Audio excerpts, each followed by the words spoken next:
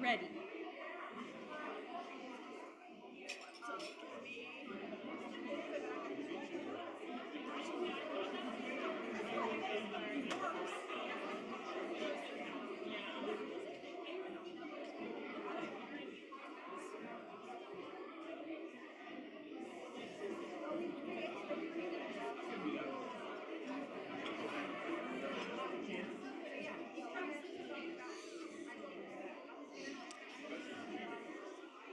Welcome back, everybody. The moderator for our next session has strong roots in North Carolina on both sides of her family that go back more than 250 years, a true Tar Heel born and bred. Please welcome Nikki McCormick, Vice President of Partnerships and Impact, Second Harvest Food Bank of Northwest North Carolina. Testing. Ooh, it works. Okay. All right. Good afternoon, everybody. Good afternoon. Thank you. I just want to bring us, I think, gently back from break, kind of recenter us to finish out the afternoon and share a little bit of maybe a personal background about why I am here and who I am. I have a daughter, my youngest child, who is in the 5th grade, and she has 34 kids in her class. So it's her and 33 of her friends. And her teacher has it kind of set up, the classroom, in what they call pods, right? So it's like 3 or 4 desks scattered throughout the classroom.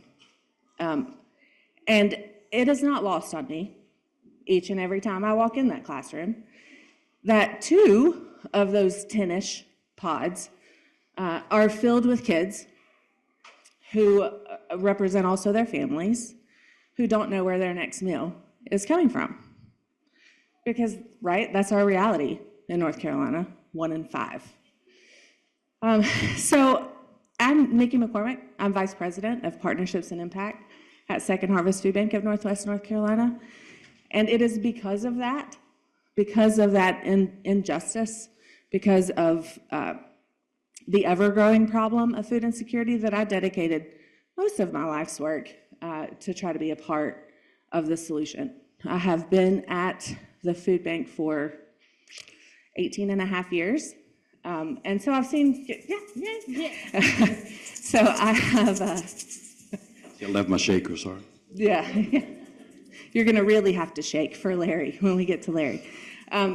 So I've seen a lot of change, as my colleagues on the panel have, both in terms of how we are approaching solutions and in terms of our neighbors who are seeking food assistance. So speaking of my panelists here, I'm joined by 2 of the 7 food banks that cover all of North Carolina. There are 7 that cover all 100 counties in our state, and we join together with our sister food banks in South Carolina. There are 3 to form Feeding the Carolinas. And Feeding the Carolinas is our association that works to end food insecurity in both North and South Carolina. We do that through a network of almost 4,000 programs across 146 counties. That's a big network. Yeah.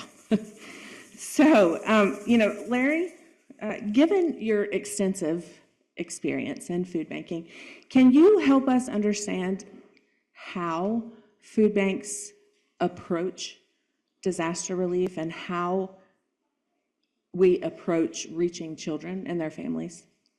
Yeah, first and foremost, just want to say that food banks and the partner agency that they serve are really, really strongly rooted in community. Without being rooted in community, we can do the work that we do every single day. Now, as Nikki was saying, I remember we had a conversation a few days ago about the first time that we actually met in person. She came to my food bank, I guess, how long had you been at your food bank then? About a year. Yes, she came just to like pick my brain a little bit. I told her there wasn't a lot to pick, but she could come and visit me anyway. So we just sat and just chewed the fat a little bit and talked about food banking and what my food bank did and what hers did. So I've been in food banking now for 32 years, or almost 32 years. So it's been a long time. I know y'all are like, he doesn't look a day over 40, so he must have started when he was 12 years old. So anyhow, but I've seen a lot of disasters as well. But we serve at our food bank. We're the food bank of Central and Eastern North Carolina, based out of Raleigh. We do have other branches, those 6 branches total. So Durham, Greenville, New Bern, Raleigh, Southern Pines, and then Wilmington. And again, we serve the central and eastern part of the state. So a good part of the coast is our service territory, all the way out to like Chatham County, up to the North Carolina, Virginia line, South Carolina line. So we serve about 700 partner agencies in those 34 counties. And again, we've seen a lot of natural disasters in that 32 years I've been at the food bank. Due to the location of our service area, we get hit by hurricanes a lot. That's not the only kind of disasters, of course, but hurricanes is the main one. I know we work with other food banks. We've supported MANA a bit, and I know that our sister food banks, we all work very closely together through the Feeding the Carolinas network when we do have natural disasters that hit. I know your service area was also affected by Helene, so please give a shout out to this food bank, Northwest North Carolina, and also MANA Food Bank for all the work that they're doing right now. When there's a natural disaster that hits, it's in the news cycle for a while, and then it kind of like dies down. But it takes years and years for these areas to really recover from natural disasters. So they're going to be in this work for a long time with their partner agency network as well. But along with working with other food banks and Feeding the Carolinas, we work with the North Carolina Volunteer Organizations Active in Disaster, also known as NC-VOAD, NC Emergency Management, local and management agencies, our partner agencies, of course, and then other nonprofit and governmental organizations. There is a saying that's like, stay ready so you don't have to get ready. And that is really, really important when you're talking about like disaster relief. Our food bank has a really robust disaster relief plan. It's about 76 pages. May not sound like a lot of pages, but if y'all have ever read disaster relief plans, they are dry, like really, really dry. Again, really robust plan. It helps keep us organized.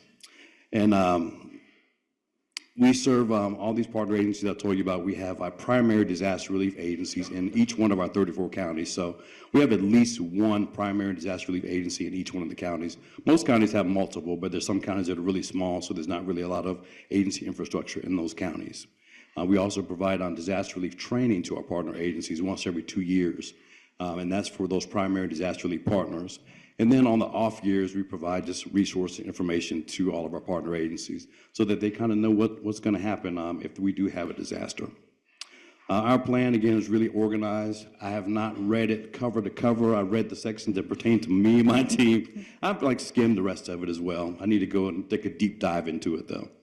But our plan does lay out which organizations our food bank will work with in times of disaster, how we're going to work with vendors, additional warehouse space we might need to get, trucks as well. Sometimes we have to rent trucks, all kinds of things you can imagine.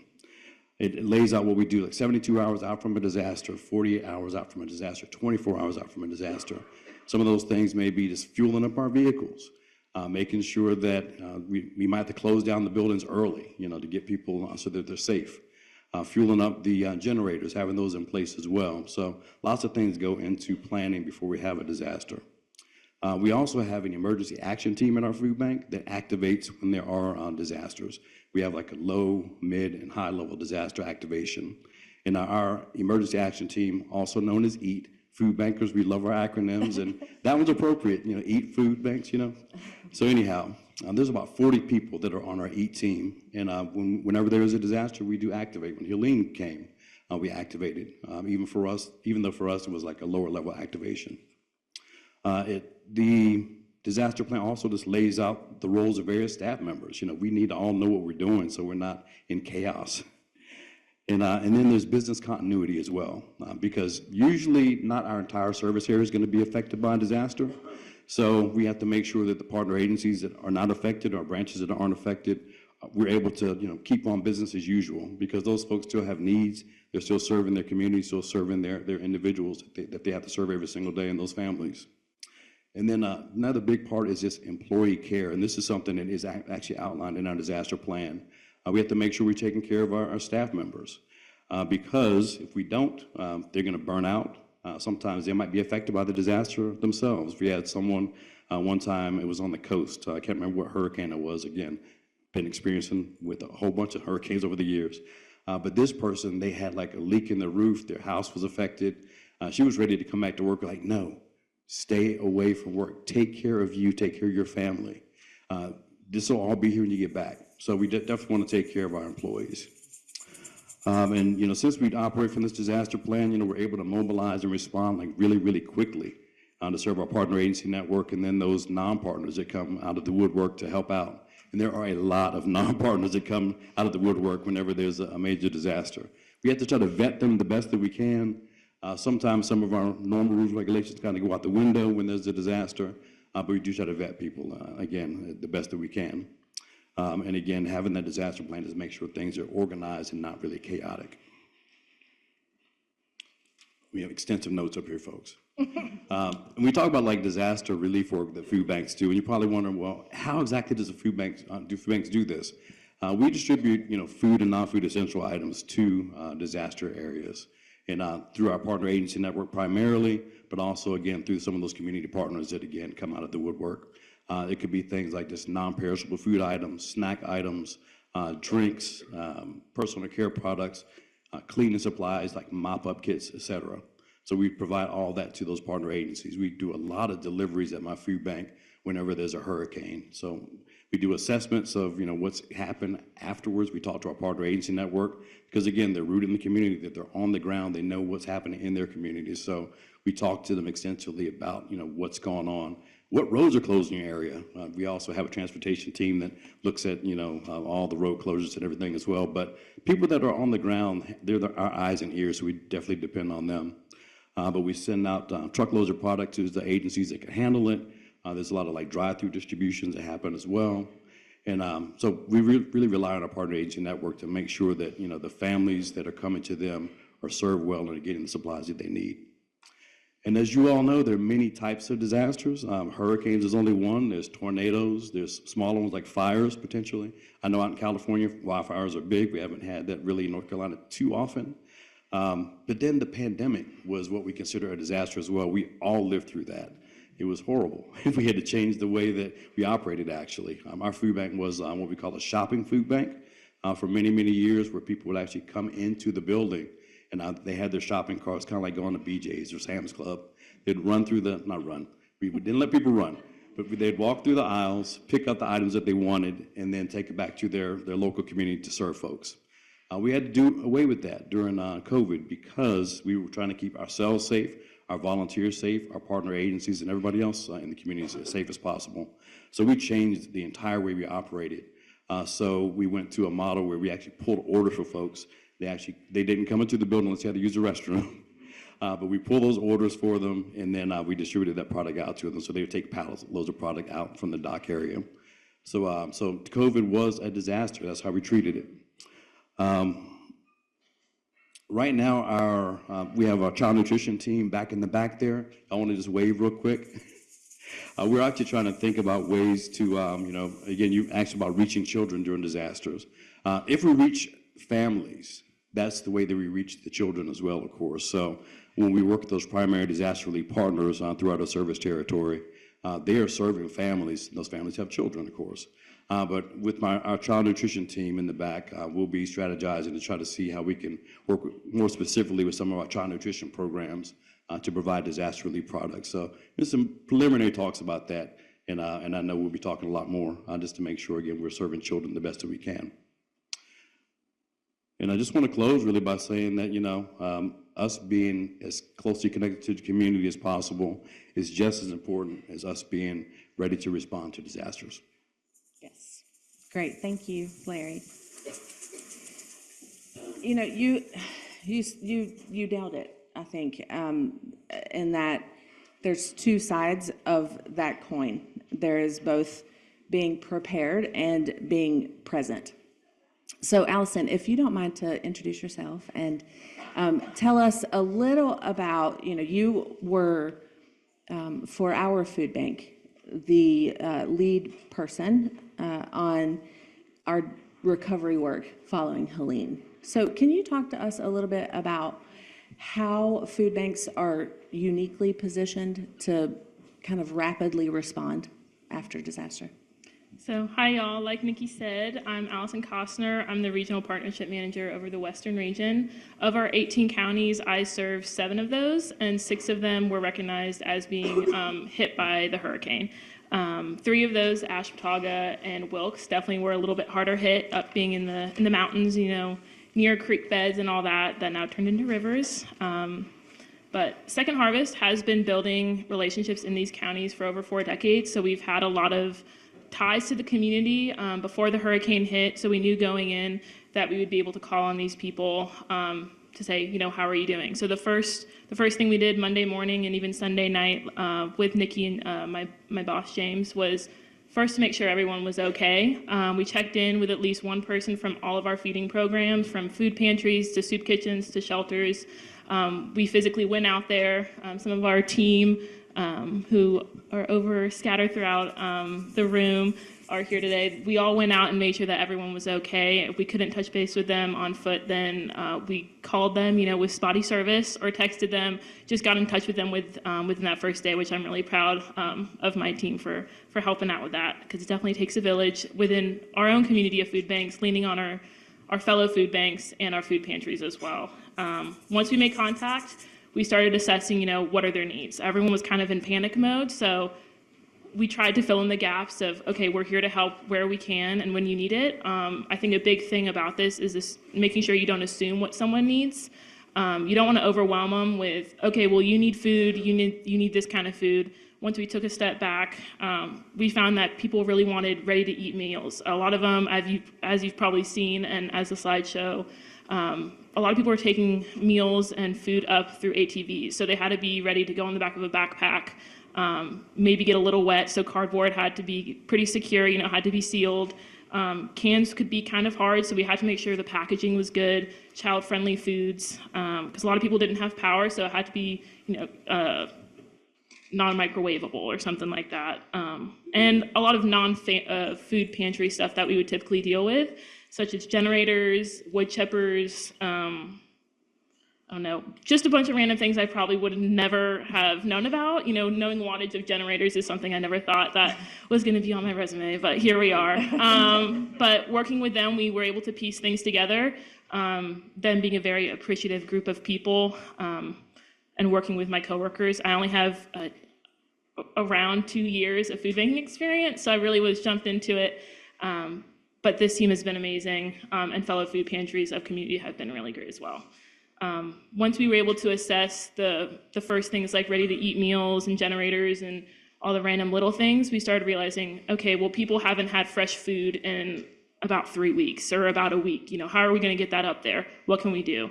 This is something that food pantries or food banks can provide more readily than, let's say, a church that popped up to start collecting, the local Baptist church or the Presbyterian church that was collecting canned goods. We were able to provide, clementines for little kids or little packets of carrots. I remember hearing from a lot of the food pantries that parents had kids saying, I really want a salad. And how often do you hear a kid say that? But if they haven't had it in over a week, 2 weeks, their stomachs probably hurt a little bit. They want that nutrition, and obviously you want to make sure that they have food ready for them, but you want to make sure it's nutritious as well, because that's just as important. So yeah, it was just assessing feedback based on each part. Each week we were in contact every single day, making multiple trips up. We usually only make one trip up a week to our partners. 4 rural delivery is what we call it, but we're making 1, 2, if not maybe 3 trips up with our dedicated team as well. So in addition to that, I think physically connecting with other community groups is just as important. Before that, I've been a part of different food coalitions or just been in touch with App Healthcare, who's someone's over sitting back there, Karina Romero, she's awesome. So I was able to connect with them and the different coalitions in Allegheny and Watauga, say, hey, what have you been hearing? Different children and family nonprofits saying, what do y'all need? How can we help? In more non-traditional ways of connecting with Avery Airfield of connecting with MANA agencies in Avery and Yancey and Mitchell to seeing how we can help them, because obviously they were devastated by the hurricane pretty tremendously. We also sent up our Providence Providence Kitchen. We did a remote kitchen up in Ashe County to help serve food, breakfast, lunch, and dinner, I believe, for about a month to the linemen, the first responders, search and rescue, who were working 24/7. So we were able to fill gaps in, okay, we haven't really typically done meals up here, but this is what you need, and we're able to work with our team and work with the greater food bank community to serve them. So yeah, I think that ended up being extremely vital, is working with these community organizations as well. And sending something that we normally do around the, not holidays, but spring break or fall break, we send up tractor trailers of foods for kids, because over spring break and fall break, maybe they don't have that meal, or they don't have access to a facility to provide it. So we were able to provide different snacks and ready-to-eat meals that they might get in their food pantry at school or in their backpack programs that we also help with. So that is something that we are really extremely blessed that we were able to do. Awesome. Thank you so much. So we have about 10 minutes, and I want to be sure that I give you all an opportunity to share any final thoughts that you want to make sure that folks don't leave here without hearing. But first, are there any questions that you all have for Larry or Allison about disaster preparedness, or, oh, I said I wasn't going to use that word. I was afraid I wouldn't be able to get it out, but I did. I said it. I did it. Do you have any questions, though, about any of our work or what's to come even in some of these counties? I know many of you come from those areas and may be curious. Yeah.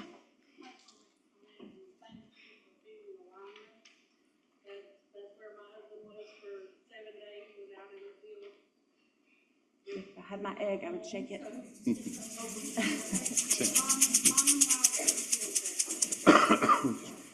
Yes. Yep. Thank you. If you didn't hear, it was just appreciation for making sure that our linemen and first responders were taken care of as well. So yeah. All right. So Larry, do you have anything else that you want to share? Yeah, a few final thoughts. One is, like, during times of disaster or after disaster, you have to kind of sometimes think outside the box and how you serve. And I know I talked about COVID earlier, and during that, during the pandemic, we worked with some food hubs, which is something we hadn't really done too much before. I'm not sure if Sydney is still here from Wake County or not, but I remember seeing her. I didn't get a chance to say hi, but we worked with Wake County and some of the food hubs, during COVID, to make sure that we could get food out to those hubs. Either volunteers would take food out to families, or families would come through a drive-through actually and pick up food to take back home. So that was something that we hadn't really worked with before. And so during like really bad times, sometimes like some of your brightest ideas actually come up, and we were able to effectively serve the community through those food hubs. And again, I just can't stress enough, stay ready so you don't have to get ready. And with all your organizations, if you don't have a disaster plan, please do have a disaster plan. Come up with a really good one. I used, I Googled earlier just to see, like nonprofits, disaster plans, and there's a bunch of stuff that came up for like templates and things. So find a good one though. Don't just find any one, but just find a really good one to use that's going to work for your organization. I think I'll pass it along to you for any. Is it because you dropped your notes in the floor? I dropped my notes on the floor. I could pick them up though. Yeah, I think I just want to re-emphasize, this gets me really excited about being rooted in the community, because it makes everything so much faster, speeding up the process of getting the food out there, because we were able to call on our partners who we trusted and had that relationship with. We had the community ties to Department of Social Services, school social workers, principals, health organizations, and the other child nonprofit organizations in the area. We were able to get it out within the week. Maybe if we didn't have those relationships, it would have, taken a minute. People don't have cell reception, or just introducing yourself and building that trust, it takes time. So I think having those connections is extremely important. and networking here. I'm sure people met other people that they're going to continue relationships with, and it is really extremely important. And I think disaster really proved that, at least for me and my team. And it did introduce new connections as well in a really horrible, beautiful way, of just seeing how Appalachia and the community comes together to be resilient, because they are. They have these ties in their own community with us, partner agencies with us, and then food banks as well. So communities, we're a community, you know, all talking together and building this as well. So I think that's a big thing to stress. And another thing is being flexible. While we do have a set plan and we have a framework, us as food banks, we know things can change on the fly and needs change by the minute. So we would have one plan out one day, and then the next day it'd be completely changed. Like, actually, you're going to drive to Yancey and you're going to just drive around and see what roads are open. And you just have to be flexible to doing that. Those experiencing the disaster firsthand know what it's like. So you need to be able to be flexible and work with them. Because again, you don't want to overwhelm them with what your assumptions are on what they need, because that can stress them out more and not sever ties, but just kind of stress on those ties a little bit. So just be flexible. That's awesome. Thank you. And I think, you know, I think you both have touched on something that we have said throughout, I think, this disaster response. And I think it's applicable to our world now too. And that is, it is a really awful time for some really great work together. So let's get started.